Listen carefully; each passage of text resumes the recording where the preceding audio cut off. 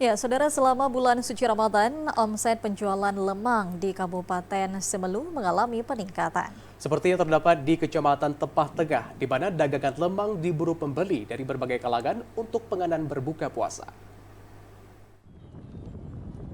Penjual lemang yang berasal dari Desa Suasua, Kecamatan Tepah Tengah, Kabupaten Semelu, meraup omset hingga ratusan ribu rupiah setiap harinya selama bulan Ramadan. Dagangan lemang yang telah digeluti sejak 4 tahun terakhir kerap diburu warga dari berbagai daerah di Semelu. Salah seorang pedagang lemang, Jaswita, mengatakan bahwa usaha yang dijalani bersama suaminya tersebut telah mampu bertahan selama bertahun-tahun. Mereka menjual lemang dengan harga terjangkau yakni Rp10.000.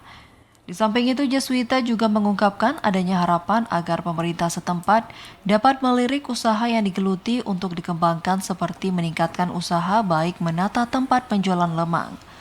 Adanya bantuan modal dari pemerintah dapat mengembangkan usaha jualan lemang yang menjadi salah satu tempat usaha lemang yang selama ini telah dikenal oleh masyarakat.